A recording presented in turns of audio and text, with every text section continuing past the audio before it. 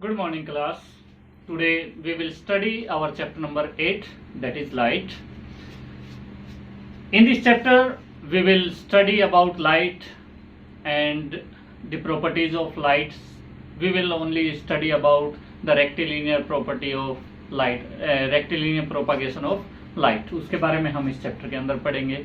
इसके साथ साथ हम पढ़ेंगे रिफ्लेक्शन कैसे होता है और रिफ्लेक्शन के थ्रू हमें कैसे देखने में मदद मिलती है, रिफ्लेक्शन किस तरीके से होता है आपका, उसके अंदर हम उसकी कुछ एक प्रॉपर्टीज पढ़ेंगे। फिर हम पढ़ेंगे इमेजेस के बारे में और इमेजेस कैसे फॉर्म होती हैं डिफरेंट सरफेसेस के थ्रू, जैसे कर्व्ड सरफेसेस हैं, मिरर्स हैं, लेंसेज हैं, पिन होल कैमरा जो हम बनाते हैं उसके थ्रू कैसे इमेजेस आपकी फॉर्म होती हैं, उन सब के बारे में हम पढ़ेंगे। उसके साथ साथ हम पढ़ेंगे अबाउट स्पेक्ट्रम ऑफ लाइट, उसके बारे में भी हम यहाँ पे इस चैप्टर के अंदर पढ़ेंगे। लेकिन फिलहाल हम इस पूरे चैप्टर को आज इंक्लूड नहीं कर रहे इस वीडियो के अंदर, हम उसका कुछ पोर्शन यहाँ पे पढ़ेंगे। तो फर्स्ट ऑफ ऑल हम जानते हैं अबाउट लाइट, लाइट होती क्या है। तो लाइट जो है ये आपकी एक टाइप ऑफ एनर्जी होती है जो आपको देखने में हेल्प करती है, या फिर हम इसको बोल सकते हैं एक डेफिनेशन अगर प्रॉपर इसका हम दें तो light is a type of energy which gives us the sensation of vision, जो देखने की हमको क्षमता प्रदान करती है, जो देखने में हमको हेल्प करती है। हमारी आंखें जो है इंपॉर्टेंट रोल प्ले करती हैं किसी चीजों को देखने के लिए, लेकिन अगर लाइट नहीं होगी तो हमारी आंखें भी किसी ऑब्जेक्ट को नहीं देख पाएंगी। और ये सिमिलर कुछ केस हो जाता है, जैसे एस्ट्रोनॉट्स जो हैं वो स्पेस में जाते हैं तो उनको केवल वो ऑब्जेक्ट्स दिखाई देते हैं जिन पे लाइट होती है, अदरवाइज उनको सब कुछ ब्लैक दिखाई देता है। ओके, लाइट के बारे में हमने पढ़ा कि लाइट क्या है। Light is a type of energy which gives us sensation of vision, जो आपको देखने में मदद करती है। इसके बाद में है कि लाइट आपकी जो है वो कहां कहां से प्रोड्यूस होती है, तो उसके रिगार्डिंग में आपके दो टाइप के सब्सटेंसेस आते हैं। फर्स्ट ऑफ ऑल मैं यहाँ लिख रहा हूं व्हाट इज लाइट, तो लाइट की डेफिनेशन आप लिख सकते हैं। Light it is a type of energy which gives us the sensation of vision, जो देखने की क्षमता आपको प्रदान करती है वो क्या होती है, लाइट। अभी लाइट जो है वो आपको डिफरेंट सोर्सेज के थ्रू मिलती है, तो वो सोर्सेज जो लाइट को प्रोड्यूस करते हैं उनको हम बोलते हैं ल्यूमिनस ऑब्जेक्ट्स। कौन से? ल्यूमिनस।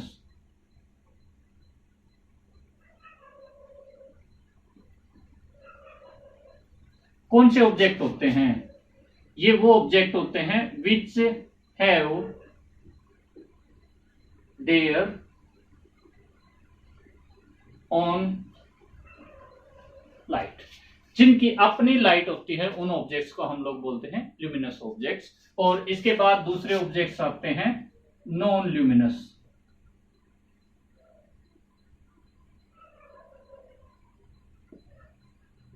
ऑब्जेक्ट्स। ये कौन से होते हैं? Which do not have their on light, जिनकी अपनी लाइट नहीं होती वो आपके कौन से होते हैं? नॉन ल्यूमिनस ऑब्जेक्ट्स आते हैं। तो दो टाइप के आपके ऑब्जेक्ट हो गए हैं। एक आपका वो ऑब्जेक्ट जिसकी खुद की लाइट होती है। इनके अगर एग्जांपल की बात करें तो ल्यूमिनस ऑब्जेक्ट के अंदर आपका सन आ जाता है, कैंडल हो सकती है, बल्ब जो है ये हो सकते हैं। ये इसके एग्जांपल्स जो हैं वो आप लिख सकते हैं। इनमें नॉन ल्यूमिनस में जैसे आता है तो काफी सारे ऑब्जेक्ट्स ऐसे जो नॉन ल्यूमिनस के अंदर आते हैं। भाई एक एग्जांपल ले लूं, वुड की अपनी कोई लाइट नहीं होती है। प्लैनेट्स की अगर मैं बात करूं, इनकी अपनी लाइट नहीं होती है। हालांकि प्लैनेट्स जो हैं आपको वो नाइट स्काई के अंदर दिखाई देते हैं, चमकते हुए दिखाई देते हैं, तो वो उनमें एक्चुअल उनकी लाइट नहीं होती, वो किसकी लाइट होती है? सनलाइट होती है।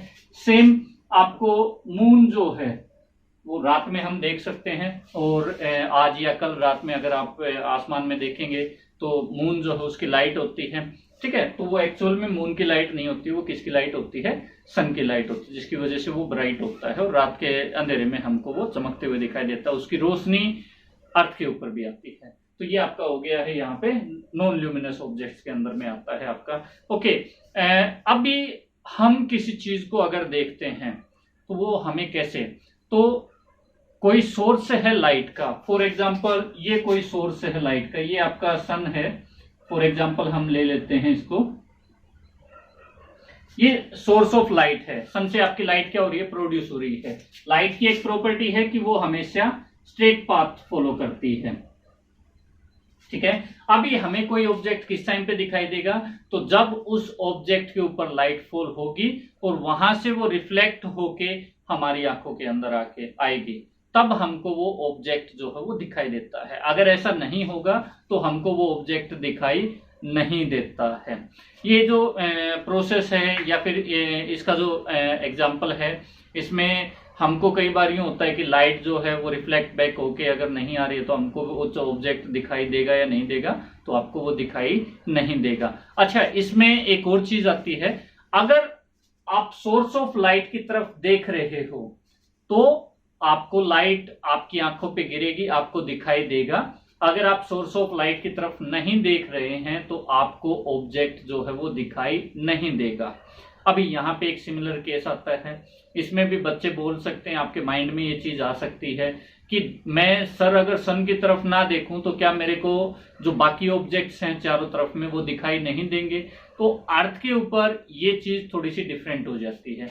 कैसे डिफरेंट हो जाती है, सन से लाइट आके डिफरेंट ऑब्जेक्ट्स के ऊपर गिरेगी, एयर के अंदर डस्ट पार्टिकल भी होते हैं, कुछ और पार्टिकल भी होते हैं, उनसे भी क्या होगा, लाइट गिरेगी, गिरने के बाद रिफ्लेक्ट होती है और रिफ्लेक्ट होने के बाद वो लाइट जो है आपकी आंखों के ऊपर आके गिरेगी। उसकी मदद से आप क्या करते हो, उन ऑब्जेक्ट्स को क्लियरली देख पाते हो। और आपके सराउंडिंग में काफी सारे ऑब्जेक्ट्स होते हैं तो लाइट सबसे गिर के जो है रिफ्लेक्ट होती रहती है, तो आप अपनी सराउंडिंग डे टाइम जो होता है उसमें आप चीजों को आराम से और सारी चीजें आपको क्लियर जो है दिखाई देती हैं। लेकिन ये जो मैं केस बोल रहा हूं, आप चले जाओ स्पेस के अंदर, एस्ट्रोनॉट्स जाते हैं, उनको आपने सुना भी होगा कि स्पेस में जब जाते हैं तो वहां पे केवल क्या होता है, डार्कनेस होती है, अंधेरा होता है। वहां ऐसा क्यों होता है, वहां क्यों नहीं दिन के टाइम पे, वहां तो सन रहता है, सन की लाइट फॉल होती है, तो वहां ऐसा क्या है कि वहां पे हमको आजू बाजू की जो सारी चीजें हैं वो क्लियरली शो नहीं होती हैं। तो उसका एक जो मेन रीजन है वो यही है कि वहां पे फर्स्ट ऑफ ऑल तो एयर नहीं है, एयर नहीं है तो वहां पे कोई डस्ट पार्टिकल नहीं है, वहां रिफ्लेक्शन की जो प्रोसेस होनी थी वो होगी ही नहीं।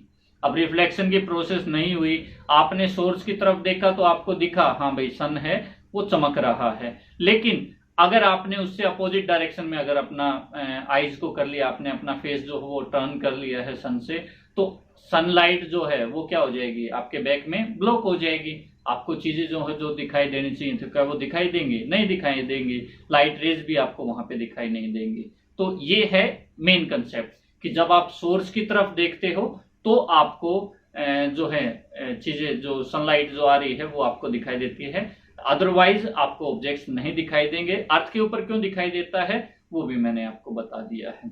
ओके, इसके बाद जो नेक्स्ट प्रॉपर्टी आती है इसके अंदर वो है रेक्टिलिनियर प्रोपागेशन ऑफ लाइट। ये रेक्टिलिनियर प्रोपागेशन ऑफ लाइट जो वो किस तरीके से होता है,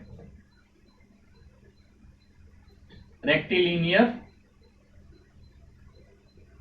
प्रोपागेशन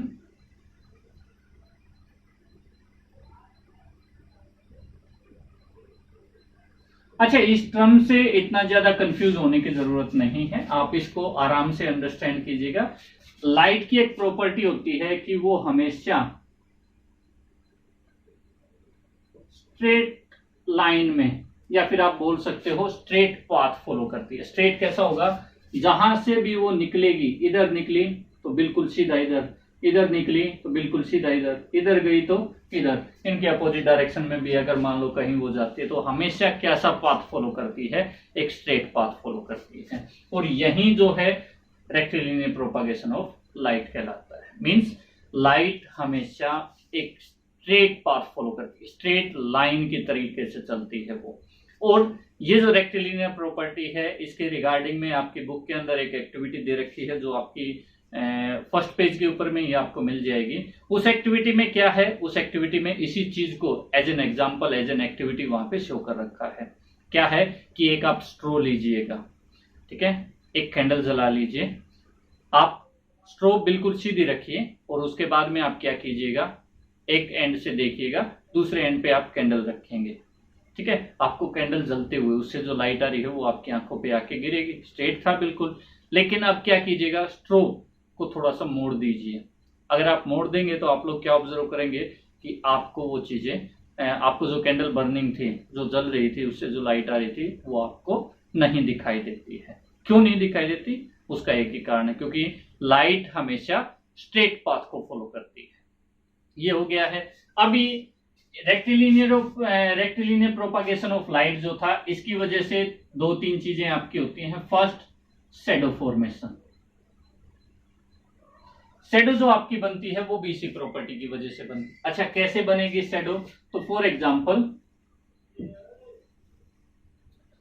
ये आपका कोई ऑब्जेक्ट है, ठीक है, यहां कहीं आपका सन है, जिससे लाइट जो है वो आके फॉल होगी इसके ऊपर, ठीक है। अभी आप मेरे को एक बात बताइएगा, यहां से सनलाइट बिल्कुल स्ट्रेट जाएगी, यहां से ये स्ट्रेट निकल गई है, यहां जो भी सनलाइट गिरेगी इन एंड के ऊपर, इनके बीच में, ये एक ओपेक ऑब्जेक्ट है। ओपेक ऑब्जेक्ट आपके क्या होते हैं, जो सनलाइट को अपने अंदर से क्रॉस नहीं होने देते, अपने अंदर से लाइट को पार नहीं होने देते, वो ओपेक ऑब्जेक्ट आता है।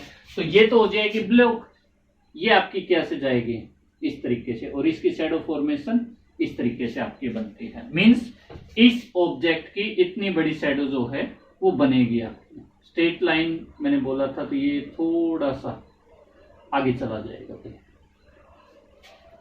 ठीक है। ये शैडो, ये नीचे जो है ये आपका ग्राउंड होता है, ठीक है, ग्राउंड जो है आपका वो होता है। तो स्ट्रेट लाइन आपकी जो है फॉलो की जाएगी यहाँ पे, तो उसमें आपकी ये शैडो फॉर्मेशन हुई है। और ये चीज आप लोगों ने ऑब्जर्व भी की होगी, जब सनराइज होता है, सनसेट होता है, उस टाइम पे अगर आप देखते हो तो आपकी शैडो सन के अपोजिट में बनती है, और हमेशा कैसी बनती है, लार्जर बनती है। लेकिन अगर सन आपके बिल्कुल ऊपर आ जाए, सिर के ऊपर अगर आ जाता है, तो आपकी शैडो छोटी बनती है, ना के बराबर बनती है, बिल्कुल आपके पैरों के नीचे बनती है।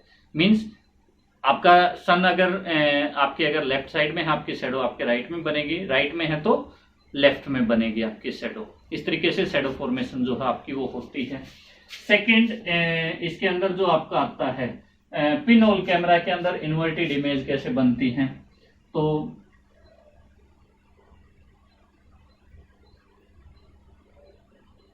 पिन होल कैमरा में आपकी इन्वर्टेड इमेजेस जो बनती है वो किस तरीके से बन रही है, उसको मैं एक बार एक्सप्लेन करता हूं।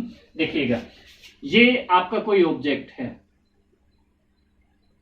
ठीक है, यहां मैंने कोई पिन होल एक कैमरा रख दिया है, और ये मैंने रखी है स्क्रीन। तो पिन होल कैमरा के अंदर एक खासियत होती है कि सनलाइट जो यहां से बिल्कुल स्ट्रेट आके गिरेगी वो कहां जाएगी, इधर बिल्कुल सीधा निकलेगी। और जो लाइट आपकी यहां से आके फॉल होगी वो कैसे निकलेगी, पिन होल के थ्रू, इस तरीके से। और आपकी इमेज कैसी बनेगी, यहाँ पे आपकी इमेज बनेगी और आपकी इन्वर्टेड इमेज बनती है। इसके अंदर आपको एक चीज जो याद रखने की है कि जो लाइट आपकी ऑब्जेक्ट के टॉप में जाके, टॉप से आती है वो बॉटम में चली जाएगी, और जो बॉटम से आती है वो आपकी टॉप में चली जाएगी। इस वजह से आपकी जो इमेज है वो कैसी बनती है, इन्वर्टेड बनती है, उल्टी इमेज बनती है। मींस अगर मैं आपका एग्जांपल दूं, आप यहाँ पे खड़े हैं, पिन होल कैमरा के अंदर से अगर आप अपनी इमेज देखेंगे तो आपके पैर जो जमीन पे हैं वो ऊपर चले जाएंगे, और आपका सिर जो हवा में है वो नीचे, साथ में जमीन भी ऊपर नीचे होगी उसके अंदर, ठीक है। तो ये आपका पिन होल कैमरा का था आपका। इसके अलावा जो थर्ड इसके अंदर आता है वो है, एक प्रॉपर्टी आती है, जैसे दीवार के पीछे लोग जो हैं वो खड़े हैं, अगर आप उनकी आवाज सुने, या फिर दीवार के पीछे जो लोग खड़े हैं वो जब बोलते हैं तो उनकी आवाज तो आप तक पहुंच जाती है, लेकिन क्या आपको वो इंसान दिखाई देते हैं? तो इसका आंसर रहेगा नो, नहीं दिखाई देते। क्यों नहीं दिखाई देते? सेम कंसेप्ट है, ये एक दीवार है, इसके इधर ये कोई इंसान जो है ये खड़ा है यहाँ पे, और आप जो है आप इस साइड खड़े हैं, ठीक है। दीवार है, सनलाइट जो भी आके गिरेगी वो यहाँ जो है वो ब्लॉक कर ली जाएगी इनके द्वारा। आप तक ये ऐसे तो है नहीं कि यूं होके और ये आपके पास आ जाएगी। ऐसा सनलाइट ट्रेवल जो है, लाइट जो है उसकी प्रॉपर्टी है कि वो हमेशा स्ट्रेट पाथ फॉलो करेगी। अब स्ट्रेट पाथ अगर फॉलो करेगी तो वो यहाँ क्या हो जाता है, ब्लॉक हो जाती है। तो आपको ये आदमी, आपके यहाँ से लाइट रिफ्लेक्ट होके आपकी आईज तक नहीं आ रही है, और नहीं आएगी तब तक आपको कोई भी ऑब्जेक्ट क्लियरली शो नहीं होता है। तो ये एक कारण होता है कि दीवार के पीछे जो आदमी खड़े होते हैं उनकी आवाज तो आप तक, क्योंकि साउंड जो है वो ट्रेवल कर सकता है, उसका कोई फिक्स्ड पाथ नहीं होता कि वो हमेशा स्ट्रेट लाइन में चलेगा, वो कर्व पाथ जो है वो फॉलो कर सकता है। लेकिन लाइट प्रॉपर्टी है उसकी कि वो हमेशा एक स्ट्रेट पाथ फॉलो करती है। तो इसलिए आपको जो ऑब्जेक्ट्स होते हैं बिहाइंड एनी वॉल और एनी ओपेक ऑब्जेक्ट जो उससे बड़े नहीं होते, उससे छोटे होते हैं, वो आपको क्लियरली शो नहीं होते हैं। नेक्स्ट जो आपका टॉपिक है वो है अबाउट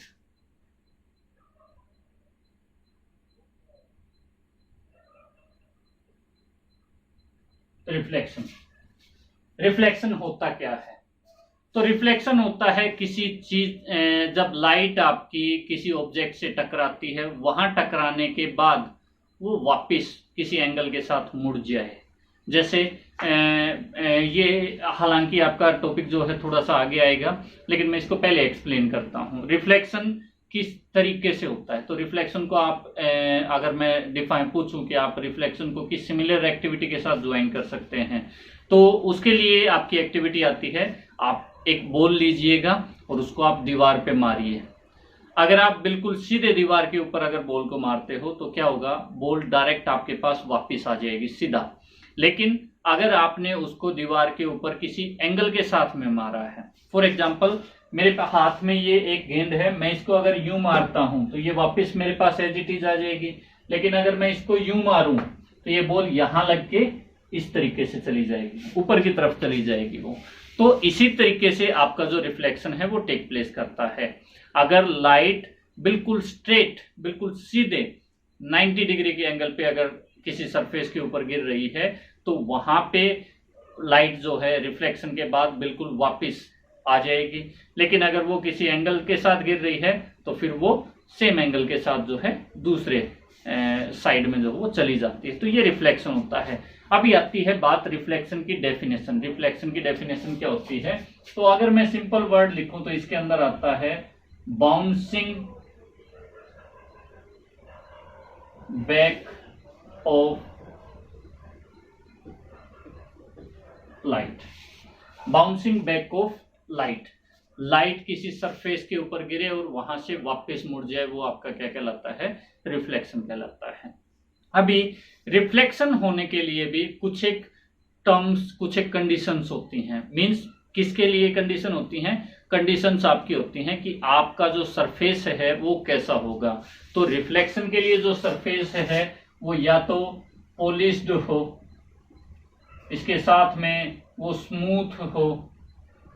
पॉलिश्ड इसको आप और करके लिख सकते हो, पॉलिश्ड और स्मूथ हो। या फिर आपका जो सरफेस है वो कैसा होना चाहिए? वो आपका पॉलिश्ड हो जाएगा। दोनों जो सरफेस हैं, पॉलिश्ड और सरफेस दोनों, हालांकि स्मूथ के अंदर आ जाते हैं, या तो पॉलिश्ड हो या फिर स्मूथ हो। तो ये सरफेसेस जो आते हैं इनसे आपकी लाइट जो वो रिफ्लेक्ट बैक करती है।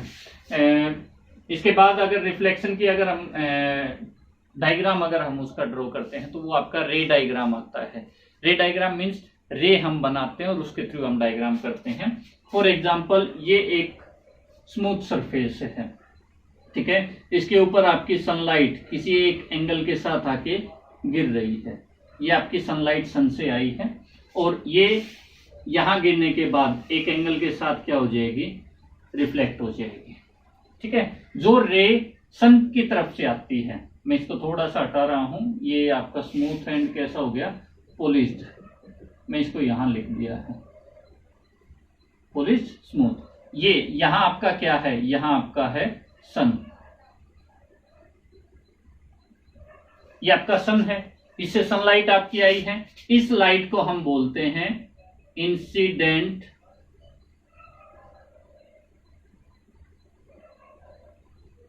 लाइट, जो आपकी सरफेस के ऊपर टकराती है। किसी सोर्स से आके। यहाँ सोर्स में सन जरूरी नहीं है, ये सन है, ये सन जरूरी नहीं है, कोई कैंडल हो सकती है, टॉर्च हो सकती है, बल्ब हो सकता है, या फिर कोई अदर सोर्स ऑफ लाइट आपका यहाँ पे हो सकता है। तो जो लाइट सोर्स से आएगी उसको हम बोलते हैं इंसिडेंट लाइट। इंसिडेंट का मतलब होता है टकराना, तो ये आके सरफेस से टकराई है, उसके बाद जो रिफ्लेक्ट हो गई है उसको हम लोग बोलते हैं रिफ्लेक्टेड लाइट। ठीक है, ये अगर रे डायग्राम यहाँ पे हम लोग यूज करते हैं तो ये आपका कुछ इस तरीके से हो जाएगा। ये आपका हो जाएगा इंसिडेंट रे और ये आपका हो जाएगा रिफ्लेक्टेड रे। आपकी बुक के अंदर केवल इतनी चीज बताई गई है। ये जो है ये आपका क्या होता है, सरफेस। सरफेस कैसा होगा, तो सरफेस आपका या तो स्मूथ होगा या फिर आपका पॉलिश्ड होगा। अभी रिफ्लेक्शन जो है वो हर एक सरफेस से एक जैसा नहीं होता है। फॉर एग्जाम्पल अगर मैं बात करूं किसी मेटल सरफेस से रिफ्लेक्शन आपका कैसा होगा, तो मेटल सरफेस से रिफ्लेक्शन अच्छा होता है, लेकिन उसका कंपैरिजन करें हम एक प्लेन मिरर के साथ में, तो जैसा प्लेन मिरर के अंदर रिफ्लेक्शन होता है वैसा आपको एक मेटल सरफेस के अंदर देखने को मिलेगा। इस चीज की कोई गारंटी नहीं है। ठीक है, फॉर एग्जाम्पल जैसे इमेजेस जो बनती हैं वो आपके रिफ्लेक्शन के बेसिस पे ही बनती हैं। अब एक तो आप अपनी मेटल की कोई ऑब्जेक्ट उठाओ, जैसे आपने अपने घर पे प्लेट उठा लिया है, स्पून ले लिया है, आपने फ्राइंग पैन ले लिया है मेटल का जो बना हुआ है, उनमें आप अपना चेहरा देखने का एक बार कोशिश करो। आप अपनी इमेज उसके अंदर देखो तो आप देखोगे कि उसके अंदर इमेज जो है आपकी ब्लर सी बनती है, धुंधली सी होती है, क्लियर आपको शो नहीं होती। लेकिन जब प्लेन मिरर की बात आती है तो वहां पे आपकी जो इमेज बनेगी वो कैसी बनेगी, बिल्कुल क्लियर बनती है, काफी अच्छे से आपको चीजें जो वहां पे दिखाई देती हैं। तो ये आपका जो है सरफेस कैसा है उसके ऊपर भी आपका डिपेंड करता है। हालांकि स्मूथ और पॉलिश सरफेस के ऊपर रिफ्लेक्शन होता है, ये आपका कंफर्म होता है। ओके, इसके बाद में आपका आता है कि इसका एक थ्योरम है, सॉरी थ्योरम नहीं है, एक लॉ है इसका। लॉ में भी हम केवल एक ही पढ़ेंगे, बाकी आप आगे की क्लासेस में सेकंड लॉ जो है वो भी इसका पढ़ेंगे। अभी फर्स्ट लॉ जो आपका क्या कहता है कि एंगल जो बनता है, अभी एंगल कैसे बनता है उसके लिए रिगार्डिंग में मैं थोड़ा सा एडवांस बता रहा हूं आपकी बुक के कंपैरिजन में। यहां ये एक सरफेस है, इस सरफेस पे इस पॉइंट के ऊपर एक परपेंडिकुलर डालो। ये मैंने क्या डाला है, परपेंडिकुलर डाला है मैंने।